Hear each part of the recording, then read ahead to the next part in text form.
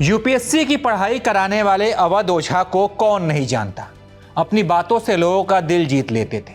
कभी मोदी तो कभी गांधी परिवार की तारीफ करते थे। कभी केजरीवाल पर भी छींटाकशी करने वाले अवध ओझा के बारे में किसने सोचा था कि ये आदमी आम आदमी पार्टी का दामन थाम लेगा और यहाँ से चुनाव भी लड़ जाएंगे।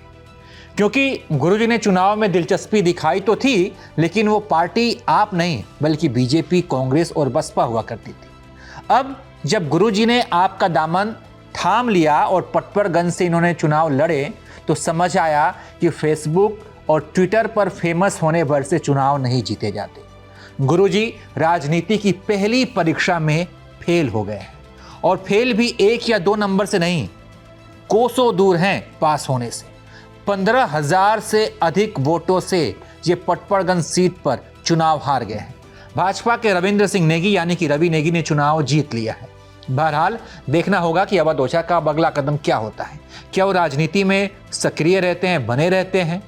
सभी पार्टियों की तारीफ कर चुके अवध ओझा कहीं किसी और पार्टी में तो नहीं चले जाएंगे, पार्टी बदल तो नहीं लेंगे? आपको बता दें कि आपके बड़े नेता ये दावा कर चुके हैं कि अवध ओझा ने खुद पटपरगंज सीट का चुनाव किया था। मनीष सिसोदिया कहते हैं कि अवध ओझा को आप में जब शामिल कराया गया तो उन्होंने पटपरगंज से चुनाव लड़ने की इच्छा जताई थी, जिसके बाद से मनीष सिसोदिया जो कि पटपरगंज से सिटिंग एमएलए थे, वो इस सीट को छोड़कर जंगपुरा चुनाव लड़ते हैं और यहाँ से टिकट दिया जाता है अवध ओझा को। चर्चा इस बात की भी थी कि मनीष सिसोदिया को ये पता चल गया था कि पटपरगंज सीट पर वो इस बार चुनाव हार जाएंगे, लिहाजा इस डर से उन्होंने अपनी सीट बदल ली। राजनीतिक हलकों में इस बात की भी चर्चा होने लग गई है कि क्या वाकई में अवध ओझा पटपरगंज से चुनाव लड़ना चाहते थे या फिर आम आदमी पार्टी ने उन्हें यहाँ से उतार कर बलि का बकरा बनाया है।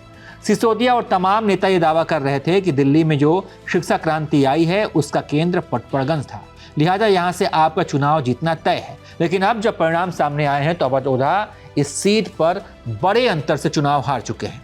अवध ओझा को भी आत्ममंथन करना होगा कि उनके हार के पीछे की वजह क्या है। क्या अवध ओझा को लेकर जनता कंफ्यूज थी कि आखिर गुरुजी की विचारधारा क्या है, क्लियर ही नहीं था, या फिर आम आदमी पार्टी के पुराने कर्मों की सजा अवध ओझा को मिली है?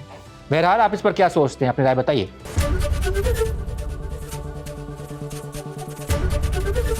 एबीपी गंगा, खबर आपकी, जुबान आपकी।